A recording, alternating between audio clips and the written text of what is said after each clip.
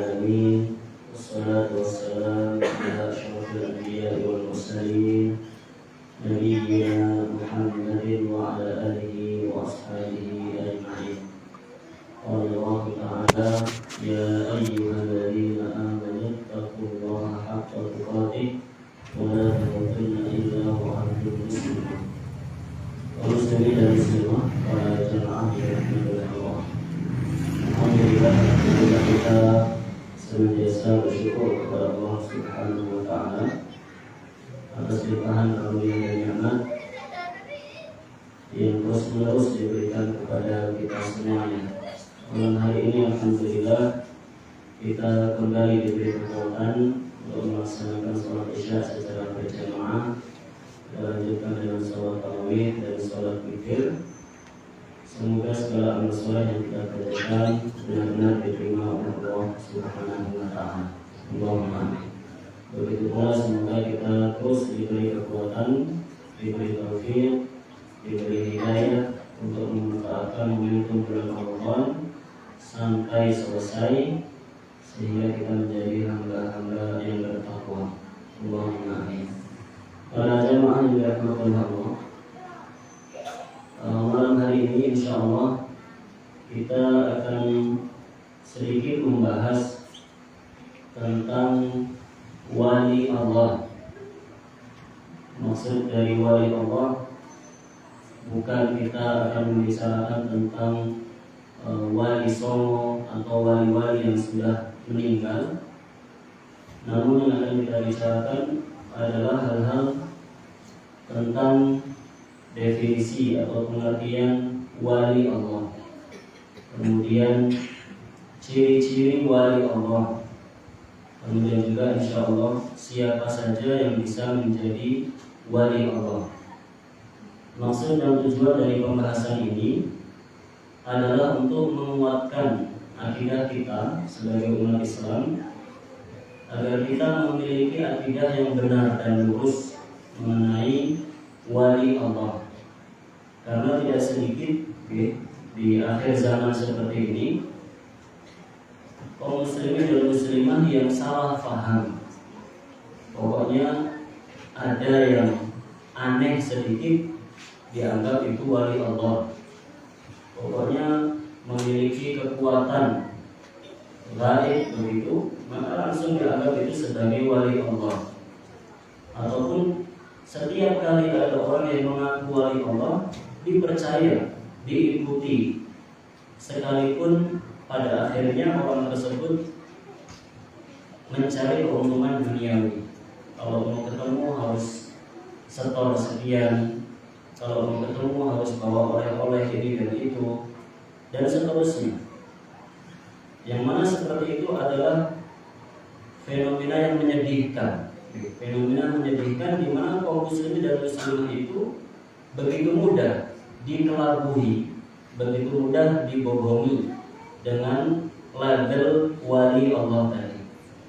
Maka para jemaah yang dirahmati Allah, kaum muslimin dan muslimah, para jemaah yang dirahmati Allah, satu hal yang menjadi keyakinan kita semuanya, bahwa prinsip agama Islam itu diambil dari Al-Quran dan Hadis. Itu sudah sepakat seluruh kaum muslimin dan muslimah. Sumber utama syariat Islam adalah Al-Quran dan Hadis. Maka jika kita ingin mengetahui dengan benar siapa yang dimaksud dengan wali Allah, tidak lain dan tidak bukan kita merujuk kepada Al-Quran dan Hadis, agar definisi dan keyakinan kita tentang wali Allah itu benar. Dan jika kita membuka ayat-ayat Al-Quran, maka Allah Subhanahu wa ta'ala telah menerangkan dalam surat Yunus, ayat 62 hingga 63 kalau tidak salah, Allah mendefinisikan dengan gamblang siapa yang dimaksud dengan wali Allah. Allah berfirman, "Ala inna awliya Allah la khaufun 'alaihim wa la hum yahzanun." Yang artinya, ketahuilah para wali Allah itu tidak pernah merasa takut, tidak pernah pula mereka merasa bersedih. Maksudnya mereka tidak takut, tidak khawatir tentang masa depan, karena mereka berpegang kepada Allah. Mereka pun juga tidak merasa sedih tentang masa yang sudah lalu, karena semuanya sudah merupakan takdir dari Allah Subhanahu wa ta'ala. Terus apa ciri-ciri wali Allah? Dilanjutkan pada ayat selanjutnya, alladzina amanu wa kanu yattaqun. Ini harus dipahami dengan baik. Para wali Allah adalah orang-orang yang beriman dan orang-orang yang bertakwa. Saya ulangi, para wali Allah itu definisi dalam Al-Quran adalah orang-orang yang beriman dan orang-orang yang bertakwa. Itulah dua ciri wali Allah. Itulah definisi wali Allah. Dijelaskan oleh para ulama. Apa maksudnya beriman? Maksudnya yaitu melaksanakan perintah-perintah Allah. Apa maksudnya bertakwa? Yaitu menjauhi larangan-larangan Allah Subhanahu wa ta'ala. Mana para jamaah yang dirahmati oleh Allah? Siapa yang disebut wali Allah? Atau apa ciri-ciri wali Allah? Kita simpulkan dari ayat tersebut, mereka adalah orang-orang yang melaksanakan perintah Allah, terutama perintah yang wajib, ditambah lagi dengan perintah-perintah yang sunnah. Dan mereka adalah orang-orang yang meninggalkan larangan-larangan Allah, terutama larangan-larangan yang hukumnya haram. Begitu pula mereka meninggalkan hal-hal yang makruh.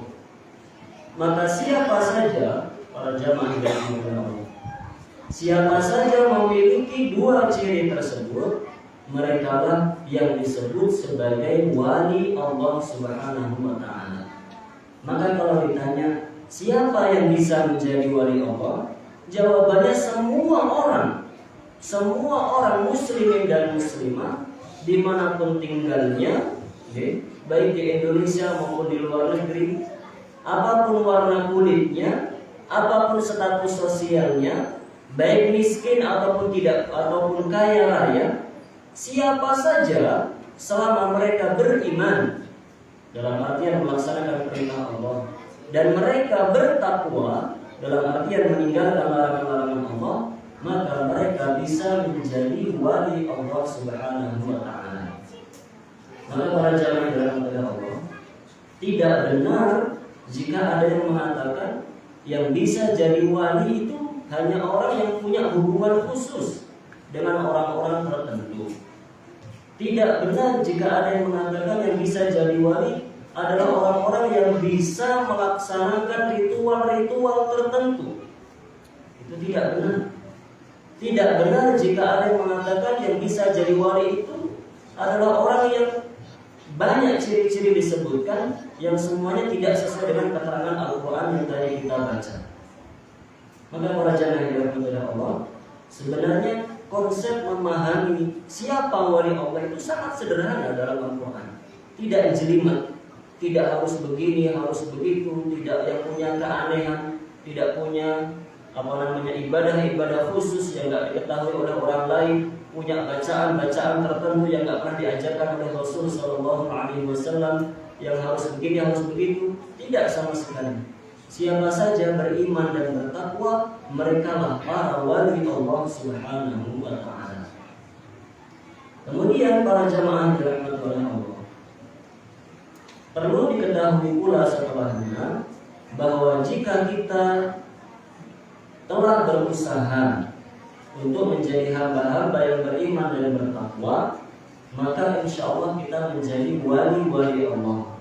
Wali Allah itu maksudnya orang-orang yang dicintai oleh Allah, orang-orang yang memiliki kedudukan tinggi di hadapan Allah Subhanahu wa ta'ala. Namun tidak berarti kalau kita menjadi wali Allah pasti punya karomah. Karomah itu kekuatan-kekuatan khusus yang diberikan oleh Allah. Kenapa begitu?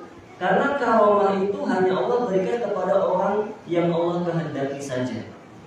Artinya, kalau ada orang sudah beramal soleh, sudah bertakwa, sudah luar biasa ibadah dan ketaatannya kepada Allah, tapi kok tidak punya karomah, tidak bisa terbang, tidak bisa apalagi, tidak bisa berjalan di atas air, tidak bisa menghilang dan seterusnya, bukan berarti dia gagal menjadi wali Allah. Tidak sama sekali. Karena memiliki karomah itu bukan syarat untuk dikatakan sebagai wali. Yang menjadi syarat agar seorang menjadi wali, yang penting beriman dan bertakwa kepada Allah. Kalau diberi karomah oleh Allah, alhamdulillah. Kalau tidak diberi karomah oleh Allah juga tidak apa-apa. Karena tidak semua orang memang diberi karomah oleh Allah Subhanahu wa taala. Dan lebih dari itu, jika ada orang yang diberi karomah oleh Allah setelah dia menjadi wali Allah, dia juga tidak boleh memamer-mamerkan karomahnya. Itulah perbedaan antara karomah dengan sihir. Tidak sedikit kita menganggap itu karomah, padahal itu sihir. Apa di antara perbedaannya? Kalau sihir itu suka dipertontonkan. Kalau sihir itu bisa dipertontonkan. Ini saya bisa ini, saya bisa itu, saya bisa membuat ini, saya bisa membuat itu. Lihat, kalau bisa dipertontonkan berarti itu sihir. Adapun karomah itu adalah pertolongan dan kemuliaan yang Allah berikan kapan Allah mau, di mana Allah mau, kepada siapa saja yang Allah mau, tanpa bisa disengaja, tanpa bisa dipertontonkan. Dan kalau memang orang itu benar-benar wali Allah, dia tidak akan memamerkan karomahnya. Kalau benar-benar orang itu beriman dan bertakwa kepada Allah, dia tidak akan memamer-mamerkan karomahnya. Karena karomah itu adalah kemuliaan, keistimewaan yang diberikan oleh Allah. Jika orang itu beriman dan bertakwa, dia pasti takut, dia khawatir kalau dengan memperlihatkan karomahnya dia akan jatuh dalam perbuatan riya, perbuatan pamer kepada orang lain. Karena dia ingat pesan Allah Subhanahu wa taala, "Fala tuzakku anfusakum huwa a'lamu biman ittaqa." Janganlah kalian merasa bersih, janganlah kalian merasa lebih hebat dari orang lain, karena hanya Allah yang tahu siapa yang paling bertakwa di antara kalian. Maka para jamaah yang dirahmati oleh Allah, inti dari pembahasan kita malam hari ini, jika ada orang yang mengaku sebagai wali, kita ukur bagaimana iman dan takwa dia kepada Allah. Jika memang dia orang beriman dan bertakwa, maka kita husnudzan, kita berprasangka baik, insya Allah dia adalah wali Allah. Tapi kalau ada orang ngaku sebagai wali kok tidak beriman dan bertakwa, waktunya sholat tidak sholat, waktunya puasa tidak puasa, harusnya menutup aurat kok tidak menutup aurat, harusnya makan yang halal saja tapi kok dia makan yang haram, pasti dia bukan wali. Karena kalau wali syaratnya adalah harus beriman dan bertakwa kepada Allah. Dan kalau ada orang yang mengaku sebagai wali atau dianggap sebagai wali, kemudian kita lihat memang beliau adalah orang yang beriman dan bertakwa kepada Allah, kita berhusnudzan semoga beliau adalah salah satu wali Allah Subhanahu wa taala. Satu hal yang harus kita ingat, siapapun itu, walaupun sebagai wali Allah, tetap mereka adalah manusia biasa. Artinya mereka tetap bisa salah, mereka tetap bisa lupa, mereka tetap bisa melakukan perbuatan dosa walaupun dia adalah wali Allah. Karena wali Allah itu tidak maksum, beda dengan Nabi dan Rasul. Kalau Nabi dan Rasul maksum, dijaga oleh Allah agar tidak melakukan perbuatan dosa. Kalaupun terpeleset maka langsung diampuni dosanya oleh Allah. Adapun wali, mereka tidak maksum, mereka bisa salah, mereka bisa lupa, karena mereka tetap dalam kodratnya sebagai manusia biasa. Oleh karena itu, kalau memang orang itu beriman dan bertakwa kepada Allah dan kita husnudzan beliau sebagai wali Allah, kita tetap tidak boleh mempercayai semua ucapannya. Wali Allah itu tetap manusia. Kalau yang dia ucapkan sesuai dengan Al-Quran, sesuai dengan hadis, kita percaya, kita ikuti.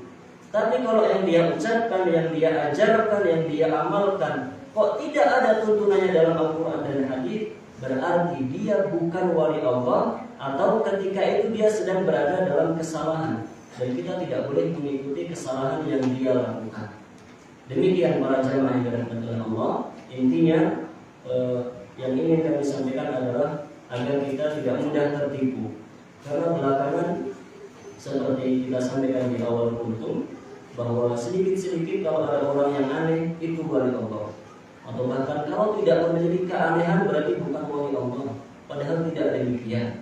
Wali Allah itu orang yang beriman dan bertakwa, yang benar-benar taat kepada Allah, melaksanakan perintah Allah, menjauhi larangan Allah. Mereka lah wali Allah. Dan siapa saja bisa menjadi wali Allah, dalam artian bisa menjadi hamba-hamba yang diridhoi, dicintai, memiliki kedudukan tinggi di sisi Allah Subhanahu wa Ta'ala. Maka semoga kita memiliki keyakinan yang kuat, memiliki prinsip yang lurus, sehingga tidak mudah terkecoh dan tertipu. Setiap ada yang mengaku wali Allah, dipercaya, diikuti, akhirnya diminta apa saja kita kasih. Diminta uang dikasih, diminta rumah dikasih, diminta ladang dikasih, semuanya dikasih, dengan anggapan dia adalah wali Allah, padahal pada hakikatnya bukan wali Allah Subhanahu wa Ta'ala. Nah, semoga menjadi ilmu yang bermanfaat untuk diri saya pribadi dan jamaah sekalian, dan semoga Allah Subhanahu wa Ta'ala memberikan taufik kepada kita semuanya untuk menjadi hamba-hamba yang bertakwa selama bulan Ramadan, dan menjadi hamba-hamba yang bertakwa hingga akhir hayat kita, sehingga kita semuanya meninggal dalam keadaan husnul khatimah. Allahumma amin. Saya akhiri dengan doa qafaratul majlis. Subhanallahumma wa bihamdika asyhadu an la ilaha illa anta astaghfiruka wa atubu ilaik. Sallallahu ala nabiyyina Muhammadin wa ala alihi wa sahbihi ajma'in. Assalamualaikum warahmatullahi wabarakatuh.